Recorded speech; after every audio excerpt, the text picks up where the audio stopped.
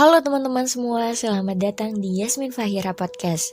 Kali ini aku menghadirkan podcast yang sedikit berbeda dari biasanya karena podcast kali ini dibuat untuk turut ikut serta dalam mendukung kampanye internasional 16 hari anti kekerasan terhadap perempuan yang diselenggarakan pada tanggal 25 November hingga 10 Desember mendatang.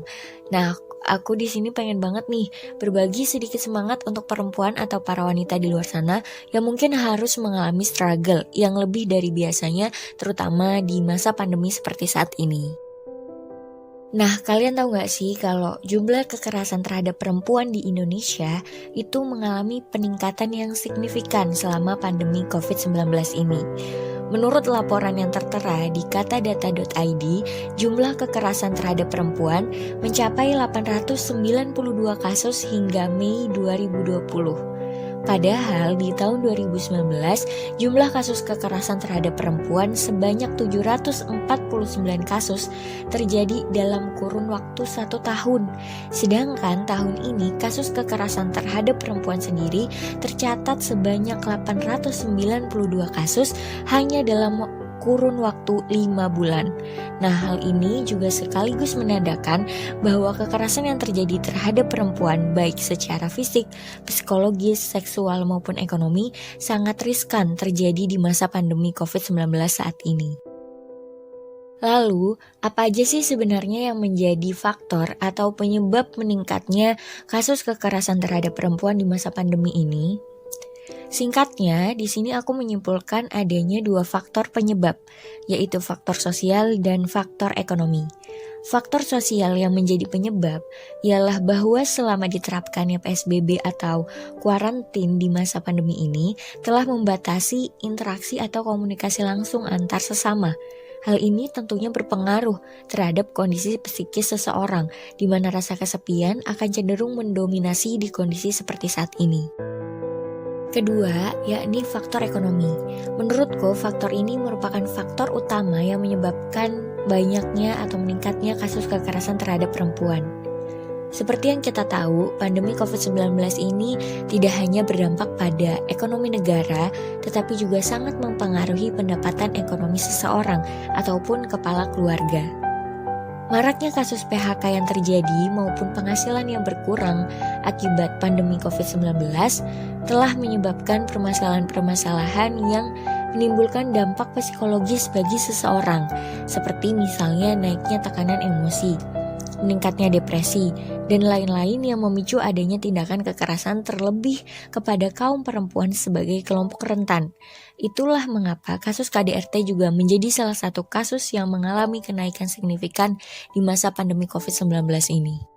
Kerentanan perempuan, terutama pada ibu rumah tangga di masa pandemi ini meningkat karena saat ini seorang ibu khususnya tidak hanya mengurus pekerjaan rumah saja, tetapi juga mengurus anak yang sekolah daring dan juga keperluan-keperluan ekstra lainnya, sehingga perempuan dituntut untuk harus punya peran ganda yang tentu akan menjadi beban. Dan menurut penelitian baru dari Flinders University di Australia, jika seseorang perempuan tidak mampu memenuhi tugasnya tersebut dengan baik, maka mereka akan menjadi lebih rentan terhadap kekerasan. Terlebih dengan adanya stigma bias gender, di mana posisi perempuan itu lebih rendah dari laki-laki, sehingga tak jarang perempuan menjadi target kekerasan. Kemudian, bagaimana sih solusi atau cara kita untuk menghindari kekerasan terhadap perempuan? Jadi pertama-tama, kita sebagai perempuan tanamkan stigma bahwa kamu perempuan and you are strong. Percayalah kata-kataku ini bahwa semua perempuan di luar sana adalah perempuan yang hebat dan luar biasa.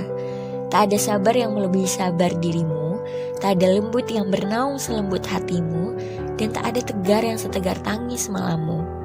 Dan menjadi perempuan itu tidak berarti bahwa kamu harus selalu berlindung di bawah ketiak seseorang. Bear in mind, ketika terjadi suatu permasalahan yang menurut kamu akan menimbulkan masalah yang lebih besar, maka cepat cari solusi untuk memecahkan masalah tersebut. Selanjutnya, jika dirasa ada perasaan yang mengganjal atau terdapat sesuatu yang sudah tidak bisa lagi dikontrol diri sendiri atau tidak bisa diselesaikan diri sendiri, maka cepat cari bantuan atau beralih ke hal-hal yang bisa menjaga mood agar tetap stabil dan positif. Mungkin bisa dengan bercocok tanam, membaca buku atau majalah inspiratif, jogging di minggu pagi, dan lain sebagainya. Seperti apa yang dikatakan Charlotte Erikson dalam bukunya Everything Changed When I Forgave Myself, yang menyebutkan bahwa no one will come riding on white horse and take all your worries away. Tidak ada seseorang yang akan datang dengan menunggangi kuda putih dan mengambil semua kecemasanmu pergi. Jadi sebagai perempuan, menjadi mandiri bukan lagi sebuah pilihan.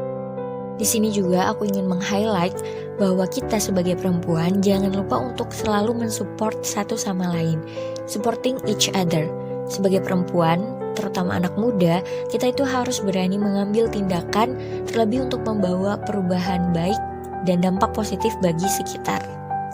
Mungkin kita bisa mengikuti acara, event, atau volunteer yang bertajuk perempuan, mengedukasi diri sendiri tentang bagaimana stigma yang harus dibenahi tentang perempuan, dan juga bahkan membantu atau melaporkan kejadian di sekitarmu mengenai kekerasan dalam rumah tangga maupun kekerasan terhadap perempuan. Because when women support each other, incredible things might happen. Di deskripsi YouTube kali ini, aku juga menyematkan link yang bisa mendeteksi seberapa besar sih anxiety, tekanan, ataupun depresi yang sedang kalian rasakan dan hal apa yang harus dilakukan untuk mengurangi kondisi tersebut. Jadi langsung aja klik link di deskripsi dan ikutin tesnya, sekaligus tunjukkan support kamu kepada sesama perempuan lewat komen di bawah ya.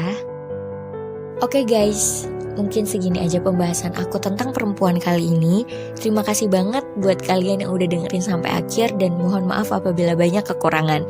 See you in the next podcast. Semangat untuk para perempuan di luar sana yang sedang berjuang. Bye!